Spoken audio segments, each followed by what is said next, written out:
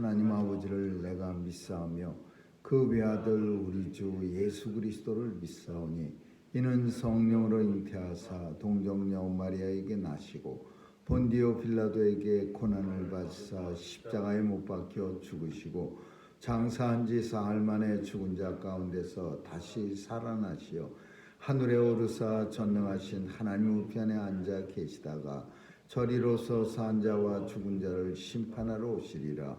성령을 믿사오며 거룩한 공회와 성도가 서로 교통하는 것과 죄를 사하여 주시는 것과 몸이 다시 사는 것과 영원히 사는 것을 믿사옵나이다. 아멘. 오늘도 살아계셔서 역사하신 하나님께서 하나님의 백성들을 단잠에서 깨워주시고 죄 전에서 모아주시니 감사합니다. 오늘도 하나님 앞에 예배드릴 때 우리 마음 가운데 주님 주시는 은혜와 평강이 넘치게 하시고 온종일 주님과 동행하는 복된 날 되게 해 주옵소서. 하나님 앞에 마음의 소원을 간구할 때에도 우리 하나님 응답해서 이 소원들이 이 땅에서 이루어지는 것 우리의 눈이 보게 하시고 우리의 손이 만지게 하여 주옵소서. 하나님 아버지, 오늘도 주의 백성들 강건하게 지켜주시고 또 바이러스의 위협도 일절 틈타지 못하도록 막아주시고 하나님께서 이 땅에 맡겨주신 사명 감당하기에 부족함 없도록 삶에 축복해 주옵소서. 오늘도 자녀들의 삶 지켜주시고 또 어디서 무엇하든지 하나님의 영광을 드러내는 귀한 자녀들로 다 삼아 주옵소서. 연로하신 어르신들에게도 은혜 주시고 또 비록 육체는 쇠할지라도 우리의 영혼은 날로 강건해져서 하나님 앞에 더 가까이 나아가는 귀한 축복의 날 되게 해 주옵소서. 미국 땅을 축복해 주시고 또 조국을 긍휼히 여겨 주셔서 하나님 나라로 이 세상에서 하나님의 빛을 증거하는 나라로 축복된 나라 되게 해 주옵소서. 오늘도 우리의 갈 길에 주님이 빛이 되어 주셔서 우리가 갈 바를 알지 못하는 성도들의 발걸음을 주님이 친히 인도해 주시고 주님 이 길 끝에서 만날 우리 주님을 바라보며 힘있게 걸어가게 하여 주옵소서. 감사드리며 예수님 이름으로 기도합니다. 아멘. 찬양 341장 부르시겠습니다.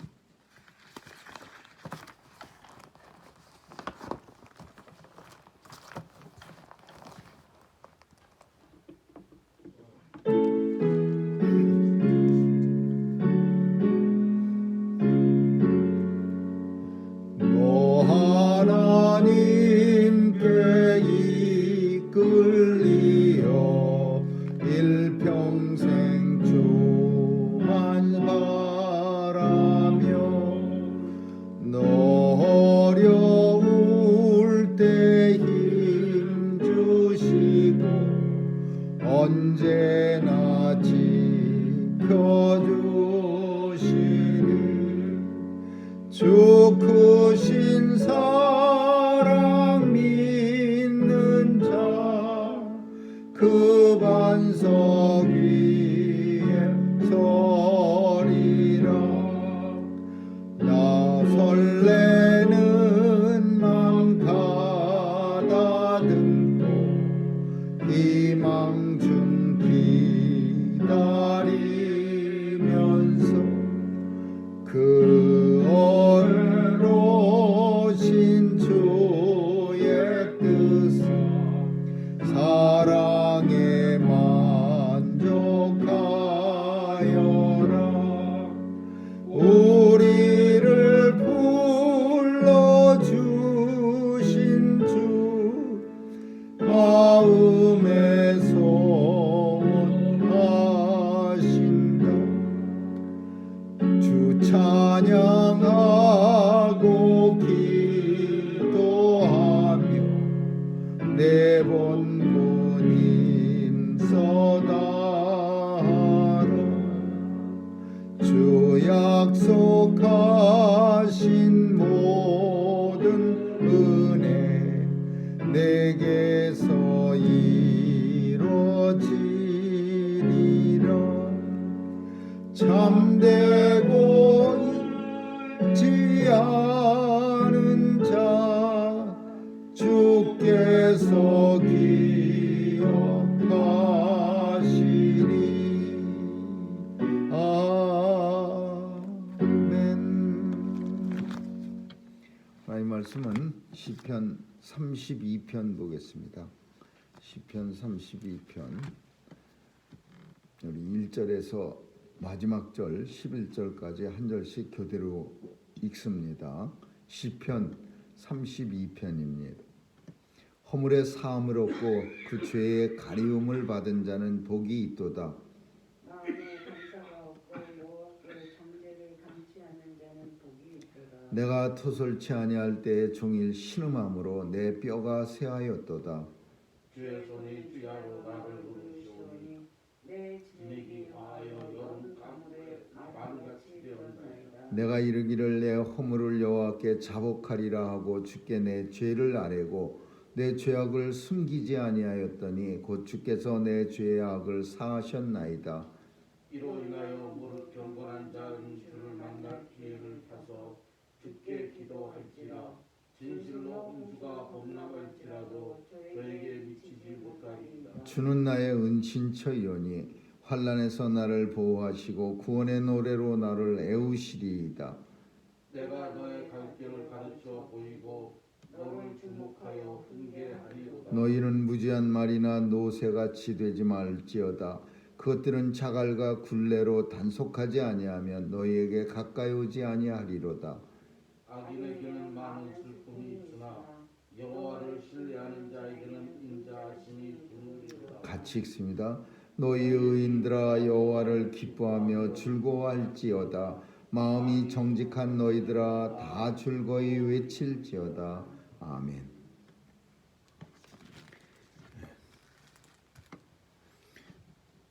우리가 어제 사대 교회에 대해서 살폈습니다.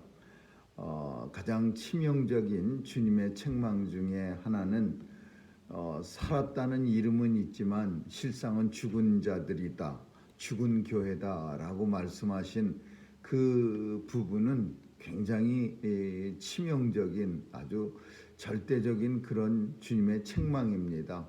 근데 그 죽었다라는 그 표현 중에 가장 큰 죽은 사람의 특징 중에 가장 큰 것은 아픔을 모른다는 겁니다. 칼로 손목을 절단해도 피가 펑펑 쏟아져도 아프지 않는다는 것.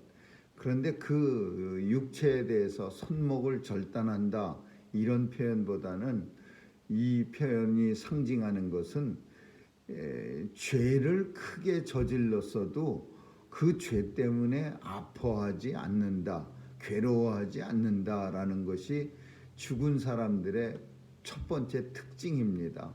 아파한다는 것은 우리가 손목이 잘려져서 아프다가 아니라 사실은 손목이 잘라지는 것보다 더 큰 아픔, 죄로 인해서 아파하는 이게 살아있는 성도의 가장 큰 특징입니다.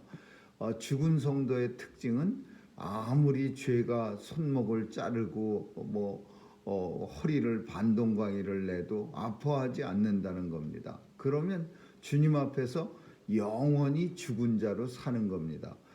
오늘 본문 속에 다윗의 이 시는 다윗이 엄청 다윗 일생의 가장 큰 범죄, 물론 다윗이라고 범죄 얼마나 많이 했겠습니까? 그런데 우리가 잘 아는 그 우리아의 아내를 취한 그 범죄를 하고 나서 쓴 시입니다. 그 죄가 얼마나 고통스러웠으면은 뭐라고 표현하냐면 종일 신음하고 뼈가 쇠하였도다. 뼈가 쇠할 정도로 종일 신음하고 뼈가 쇠하고 그리고 주의 손이 나를 짓누르니 내 진액이 다 없어져서 여름에 마른 가뭄처럼 그렇게 말라버렸나이다. 가뭄이 심하면은 우리가 보면은 그냥 그 옛날 시골에 가면은 가뭄이 좀 오래되면 그 농지에 물대는 저수지가 그냥 밑바닥까지 다 드러나고 그 밑바닥에 진흙이 쩍쩍 갈라져 갖고서 입을 그냥 무시무시한 모습으로 그 저수지 밑바닥 진흙들이 그냥 토막토막 나는 것처럼 그렇게 바둑판처럼 줄을 그으면서 갈라집니다. 막 고기들도 그 조그만 고기들도 그냥 배를 벌리고 다 죽어서 누워 있고 그러면 그걸 가서 이제 진흙발에 들어가서 던져다가 그걸 잡았다 그러고 좋아하고 그런 기억이 있는데 죄로 인해서 다윗이 당한 고통은 바로 그런 고통이었어요. 뼈가 쇠하고 여름 가뭄의 마름 같은 그런 고통이 다윗에게 그 우리아의 아내를 빼앗았을 때의 그 마음이 바로 그런 마음이었어요. 이거는 보통 나쁜 짓 한 게 아닙니다. 그 요압 장군이라고 하는 자기의 제일 아주 충직한 부하예요. 근데도 다윗은 이 요압 장군 되게 싫어했어요. 요압 장군은 자기를 위해서 한 게 아니라 거의 다윗을 위해서 충성했는데도 요압 장군을 싫어했어요. 그러니까 좋은 일을 같이 하면은요. 그러면 오랫동안 그 우정이나 그 사랑이 유지가 되지만 아무리 나를 위해서라지만은 나를 위해서 나쁜 짓을 한 사람은요. 결국 나쁜 짓을 같이 도모하면은 서로 미워하게 돼 있어요. 요압 장군은 다윗을 오직 위해서 살던 충직한 신하예요. 마치 예전에 대통령을 그냥 무식하게 밀어붙였던 그런 장군 그 중앙정보부장 같은 사람들처럼 요압 장군은 다윗이라면 무조건 잘하는 일이고 못하는 일이고 밀어붙이는 사람인데 이 사람이 무슨 짓 하냐면 우리아를 죽입니다. 그 다윗이 우리아가 휴가 왔는데 다른 군인들은 다 전쟁터에서 싸움을 하는데 노숙하고 길바닥에서 자고 있는데 나는 절대로 집에 가서 편안한 데서 잠잘 수가 없고 편안한 집에 가서 부인과 같이 잘 수가 없습니다. 이러면서 대궐 성문 앞에 문 앞에 땅바닥에서 잤습니다. 그 정도로 우리아는 나라를 위해서 충직한 신하고 자기 부하를 위해서 아주 훌륭한 장군인데 이 장군을 쪽지를 써갖고 요압 장군한테 주는 비밀 문서라고 보지 말라 그러고 주라 그랬는데 그 편지에 이 우리아 장군을 갖다가 적진 한가운데까지 데리고 들어갔다가 다른 군인들은 다 피하고 우리아 장군 남겨놓고 다 피해서 적들이 성 위에서 화살로 쏴서 죽게 만들어라. 이런 자기를 죽이라고 쓴 편지를 들고 이 우리압 장군은 참 불쌍한 장군이야. 그 편지를 요압 장군한테 줍니다. 그리고 요압 장군은 다윗의 꾀대로 그 못된 꾀대로 우리아 장군을 데리고서 전쟁터에 들어갔다가 다른 사람들한테 눈짓을 해갖고 다 일시에 퇴각하고 우리아 장군만 남겨놓으니까 그냥 꼭대기에서 화살 쏴서 결국은 죽습니다. 그래서 다윗은 괴로워하고 있는데 우리아 장군이 다윗을 위로한답시고 편지를 써서 보내는데 뭐라고 말하냐면 화살은 어떤 사람을 골라서 맞히는 게 아니라 이 사람도 죽이고 저 사람도 죽이는 거니까 그리 슬퍼하지 마옵소서 괴로워하지 마옵소서 이런 이딴 편지를 쓰는 거예요. 자기네들이 합작해서 죽여놓고서는 또 그 죽이고 나니까 마음이 괴롭고 그러니까 슬퍼하는데 화살이 우리아 장군만 죽이려고 했겠습니까? 아무렇게 쐈는데 맞은 거니까 다윗 왕이시여 너무 괴로워하지 마세요. 이런 못된 일을 꾸민 왕이 다윗 왕입니다. 그리고 나서 이제 괴로워하는 거예요. 이 정도 나쁜 짓을 하면은 웬만하면 다 괴로워합니다. 다윗이 훌륭해서 괴로워하는 게 아니라 다윗이 엄청난 하나님의 성도라서 괴로워하는 게 아니라 이렇게 못된 짓을 저질렀는데 안 괴로워한다면 그 사람은 죽은 사람이에요. 그 사람은 영혼이 없는 사람이에요. 그 완전 짐승 같은 사람이에요. 누구라도 다 이 정도면은 괴로우는 거야. 그래갖고 종일토록 신음하며 내 뼈가 쇠하나이다. 마치 내 마음이 여름 가뭄처럼 말라버렸나이다. 내 진액이 다 화하여 다 내 진액이 그냥 물이라는 거는 다 없어져 버려서 내 마음이 여름 가뭄처럼 말라버렸나이다.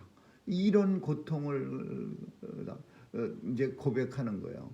그러니 얼마나 힘들었어요. 물론 이때에 누굴 보내냐면 나단 선지자를 보냅니다. 하나님이 그냥 괴로워하고 있는 다윗에게 가서 나단 선지자가 바로 그 사람이 당신이여 그래 갖고서는 그냥 다윗이 놀라 갖고서는 하나님 앞에 나가고 이제 죄를 용서하고 회개하는 거예요.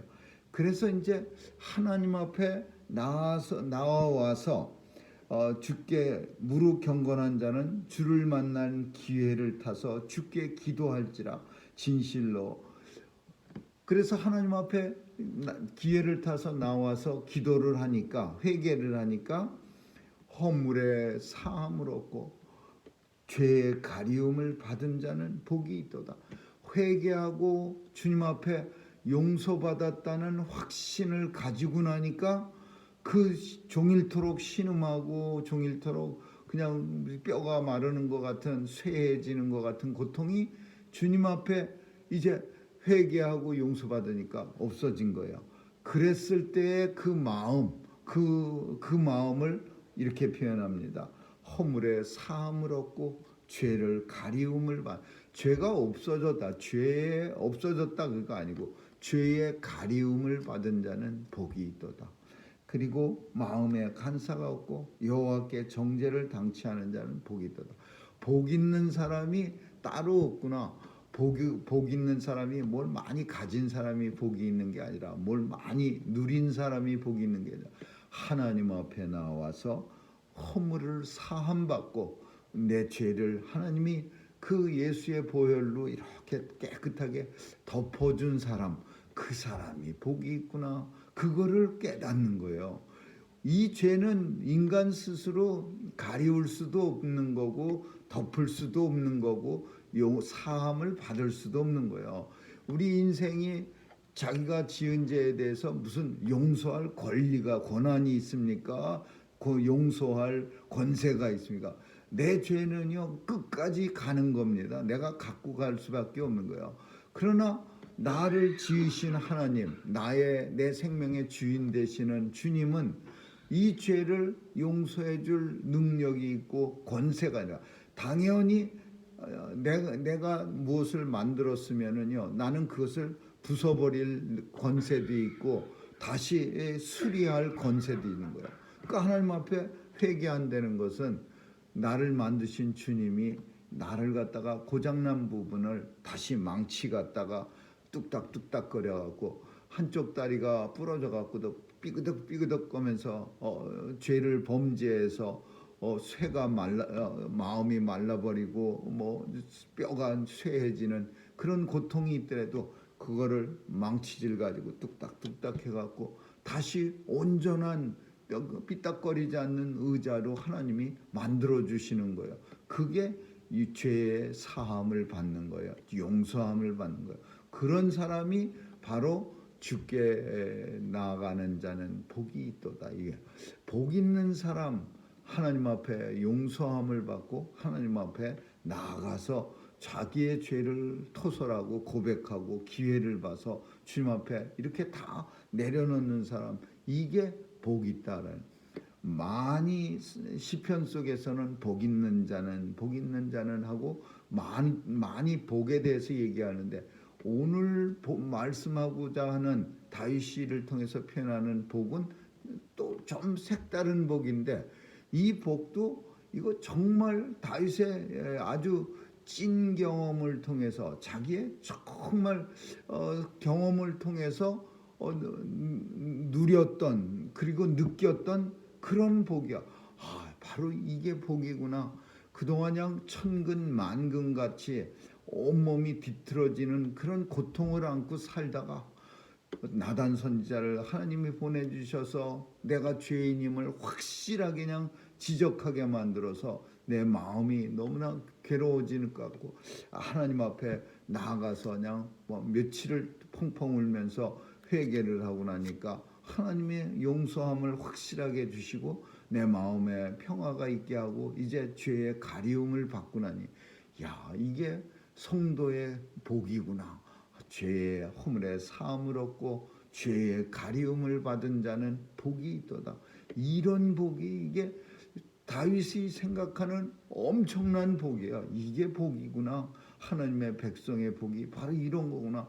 평생토록 무거운 죄의 짐을 안고 살아갈 줄 알았는데 하나님께 용서함을 받고 사함을 받고 가리움을 받고 나니까 이렇게 기쁘구나. 그러면서 그 마음이 죄를 용서함 받고 나서의 마음이 이제 저 끄트머리 결론이야. 너희 의인들아 하나님을 기뻐하고 즐거워할지어다. 마음이 정직한 너희들아 다 즐거이 외칠지어다. 그리고 내가 너의 갈 길을 가르쳐 보이고 너를 주목하여 훈계하리로다. 다윗을 아주 그 죄에 가려졌다는 말, 죄를 용서해 줬다는 말은 주님이 직접 다윗을 주목해서 훈계한다. 맞춤형 책망, 맞춤형 주목, 어떤 교훈이요. 그래서 이 사람한테도 맞는 게 아니고 저 사람한테도 맞는 게 아니라 맞춤형이라는 말이야. 이 맞춤형 책망이라고 하는 말은 주님이 이 땅의 성도들을 갖다가 교훈하실 때는 모든 사람에게 똑같은 방식으로 교훈하는 게 아니라 각자에게 다 다른 교훈. 예수님의 제자들이 가버나움에서 배를 타고 건너편으로 주님이 급히 보내니까 배를 타고 신나게 가다가 풍랑이니까 그냥 전부 막 난리가 납니다. 아이고 죽겠나이다. 우리가 죽게 된 것을 주께서 왜 가만히 계시냐고 막 난리를 치고 그러니까 그 배가 막 뒤집혀지기 일보 직전이야. 온 제자들이 벌벌 두려워 떨고 있는 거야. 그때 주님이 배에 오르시니 배가 파도가 잠잠해지고 배가 무사히 자기가 가고자 하는 곳에 이르는 거예요. 이것을 통해서 제자들은 뭘 배워야 했느냐? 그 고통을 무섭고 두려움, 그냥 풍랑이는 갈릴리 바다에서의 그 배 젓는 일로 뼈가 굵어진 사람들이 벌벌 떨 정도의 무서움을 제자들이 느낀 이유는, 그렇게 느끼게 했던 이유는 주님과 함께 하면은 모든 것이 다 이루어진다는 이 확실한 믿음을 제자들에게 주기 위해서 그런 고통, 책망 혹은 하나님의 교육이 있었던 거예요. 오늘 다윗에게도 마찬가지예요. 그 죄 사함을 받고 나서 다윗이 그 하나님의 징계를 느끼는 것이 나를 주목하여 훈계하시리로다. 다른 사람들 가르치는 게 아니라 다윗에게 맞춤형 훈계를 다윗에게 하시는 거예요. 그래서 내가 주님한테 용서받아. 이 일로 인해서 다윗은 많이 고통당합니다. 뭐 백성들이 죽고 뭐 자기도 고통당하고 뭐. 그런데 이 훈계를 하나님이 나를 향한 훈계. 이 훈계는 아픈 게 아니라 오히려 기쁨이야. 하나님이 내 죄를 용서해 주시기 위해서 나를 주목하여 훈계하시는구나 라는 것을 다윗이 그냥 아무 일도 없었던 것보다도 더 기뻐하는 거예요. 주목해서 훈계하시고 그 일에 대해서 책망하는 것이 훨씬 더 마음이 가다. 우리도 마찬가지로 죄 짓고 나서 아무 말도, 내가 분명히 잘못한 것도 알고 저 사람은 내가 저 사람한테 잘못한 거 한 줄 알고 있는데 그 사람이 아무 말도 안 하고 있으면 아주 마음이 불편합니다. 이 사람은 내가 잘못한 거 알고 있을 텐데 어떻게 저렇게 조용히 있지? 근데 그 사람이 나는 네가 잘못한 걸 알고 있다. 그러나 나는 너를 다 용서한다. 왜냐하면 나도 뭐 너하고 별반 다를 게 없다. 그러면서 깨끗하게 솔직하게 좀 창피스럽지만 지적을 하고 나면 그 다음에는 좀 편해지는 거예요. 저 사람이 내 죄를 다 나를 용서해 줬다고 말하는구나. 이런 고백, 이런 식이 뭐냐면 하나님의 책망이고 징계예요. 다윗은 그 주목해서 훈계하는 게 너무 기분이 좋은 거예요. 그래서 기뻐하고 기뻐할지어다, 기뻐하고 외칠지어다. 뭘 외쳐요? 하나님께서는 나의 죄를 용서해 주시고 나를 주목하여 훈계해 주시고 나의 갈 길을 가르쳐 주시고 내가 무엇을 해야 하는지 하나님께서 알게 하셨도다. 내 입술에 자갈과 말이나 노새 같은 어리석은 짐승에게는 입에 자갈을 물린다 하는데 그런 짐승들은요 자기 멋대로 하기 때문에 자갈을 물려서 고통을 주면서 끌고 가는 거예요. 그러나 우리 인생은 하나님의 징계로 인해서 오히려 고통이 복이라고 여겨지는 거죠.